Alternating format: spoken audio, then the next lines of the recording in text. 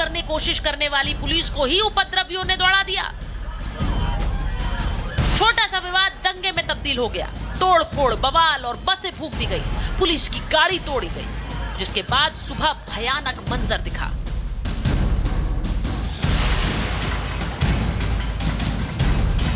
ये भी जान लीजिए कि लंदन के मेयर पाकिस्तानी मूल के हैं और लीड्स शहर की ज्यादातर आबादी पाकिस्तानियों की है। यहाँ कुछ दिनों पहले एक मुस्लिम काउंसलर भी चुने गए थे, तो कुछ इस तरह से जश्न हुआ था।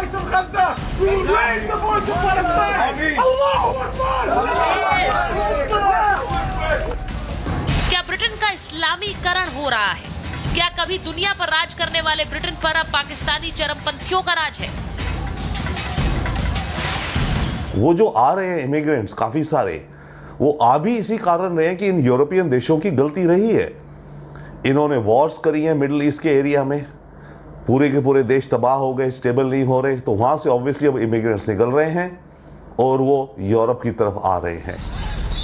ब्रिटेन ही नहीं, बांग्लादेश को जलाने के पीछे भी पाकिस्तान का हाथ बताया जा रहा है, क्योंकि आईएसआई पर आरक्षण विरोधी भीड़ को भड़काने का आरोप है। बांग्लादेश में बहुत बड़ी तादाद में रेडिकल मुस्लिम्स हैं, ओके, एक्सट्रीमिस्ट ग्रुप्स के बेस हैं, पाकिस्तान से कनेक्शंस हैं, चाइना बैक्ड ग्रुप्स भी हैं जिनको चाइना पैसा देता है कुछ, ओके।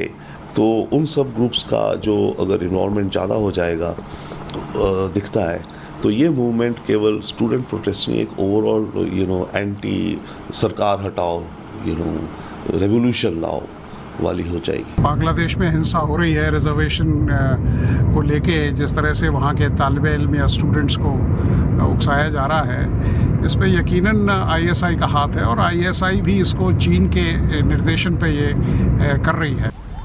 बांग्लादेश में हालात बेकाबू हैं, पूरा देश धधक रहा है, मारकाट मची है, सड़कों पर उपद्रवियों का कब्जा है, पुलिस से हालात नहीं संभले तो सेना मोर्चे पर है, भारतीयों को वहां से निकाला जा रहा है।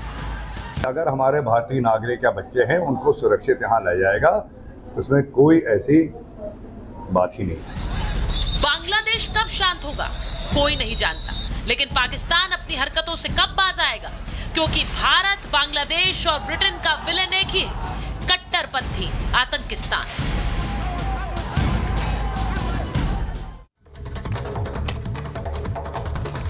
मेरे साथ जो मेहमान जुड़ रहे हैं, परिचय आपसे करा देती हूँ। Major general SP Sinha studio में हमारे साथ आ गए हैं, कर्नल शैलेंद्र सिंह स्टूडियो में हमारे साथ हैं, हमारे साथ सुशील पंडित जी राजनीतिक विश्लेषक हैं, कश्मीरी एक्टिविस्ट हैं, जुड़ेंगे थोड़ी देर में। प्रेम कुमार जी वरिष्ठ पत्रकार हमारे साथ हैं और विवेक श्रीवास्तव जी पॉलिटिकल एनालिस्ट हैं, हमारे साथ स्टूडियो में है। बहुत बहुत स्वागत। रोबिंदर सचदेवा जी भी हमारे साथ जुड़ गए हैं, उनको भी आप देख सकते हैं, फॉरेन अफेयर्स एक्सपर्ट हैं। मैं शुरुआत सबसे पहले मेजर जनरल सिन्हा आपके साथ कर रही हूँ। ये जो तस्वीरें हमने देखी हैं, आज खबर मैं यही उठा रही हूं कि आगजनी की तस्वीरें, एक पूरे के पूरे शहर को फूंक डालने की तस्वीरें वहां लीड से आई। वहीं दूसरी तरफ बांग्लादेश में क्या हो रहा है सर, और बांग्लादेश में शेख हसीना इस बात की जांच करा रही है कि इस हिंसा के पीछे आईएसआई कनेक्शन तो नहीं है। आपको क्या लगता है?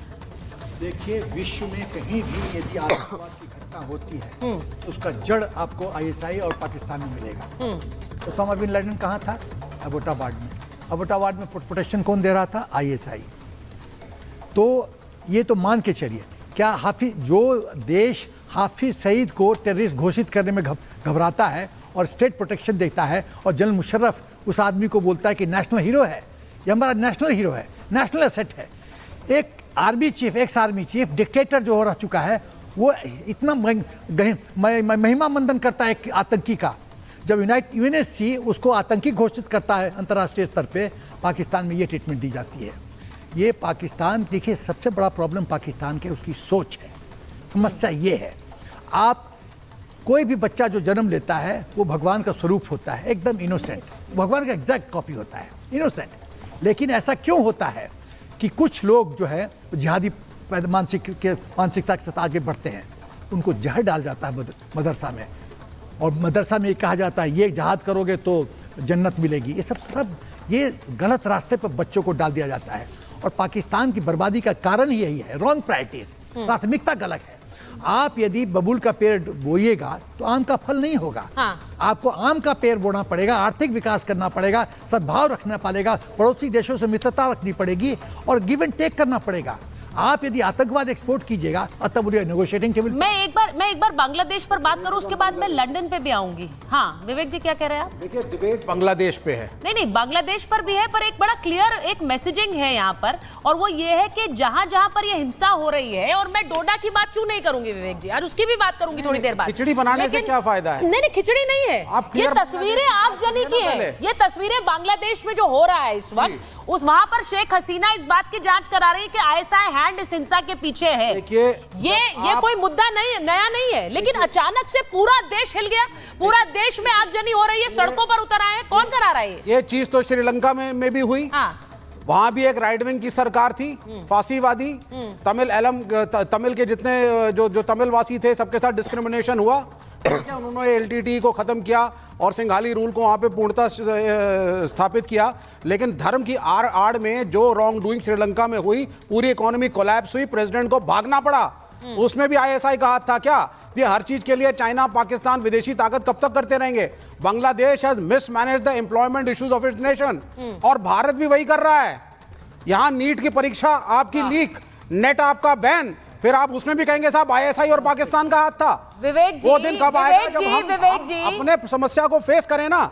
तो समस्या को फेस ही करते हैं। जब समस्या को फेस करते हैं, और नहीं विवेक जी, समस्या ये है कि जब समस्या को फेस करके एक सर्जिकल स्ट्राइक की जाती है या फिर बालाकोट स्ट्राइक की जाती है, तो उस पर भी आप लोग सवाल उठाते हैं। उठाते नहीं है क्या? क्यों ना उठाएं? उस पर भी सवाल उठाते हैं। आप बोल रहे क्यों ना उठाएं? उस प्रॉब्लम को फेस कर ही वो सोल्यूशन निकाला गया। इसीलिए मैं जब डोडा की बात करूंगी तो इसकी भी बात करूंगी, लेकिन पहले मैं जरा एक बार बांग्लादेश पर रिएक्शन ले लूं। आपने कहा कि इंटरनल प्रॉब्लम है। इंटरनल प्रॉब्लम कर्नल सिंह, मैं आपसे पूछ रही हूं, जिस तरह से एक वहां की सरकार की बात मैं कर रही हूं, और बहुत से एक्सपर्ट्स इस बात की इसको उठाते हैं कि वहां पर लगातार एक अनरेस्ट फैलाने के पीछे पाकिस्तान रहा है। दो बातें हमें बड़े ध्यान से समझनी चाहिए। अगर किसी पैनलिस्ट को लगता है कि ये बांग्लादेश का इंटरनल मैटर है, तो अगर वो पाकिस्तान के खिलाफ इन्वेस्टिगेट कर रहे हैं तो वो भी उनका इंटरनल मैटर है। कहीं ना कहीं उन्हें शक है, उनका हक है कि हमारे यहाँ एकदम से 4 दिन के अंदर एक सिटी से जो प्रोटेस्ट है वो सडनली पूरी की पूरी कंट्री में कैसे हो गया, तो उनका हक मारा तो नहीं जा सकता, पहली बात। दूसरी बात, ऐसी क्या खासियत है पाकिस्तान में, आईएसआई में, पाकिस्तान आर्मी में, कि इस तरह का ब्लेम उनके ऊपर ना जाए? ऐसे कौन से ह्यूमैनिटेरियन जेस्चर हैं?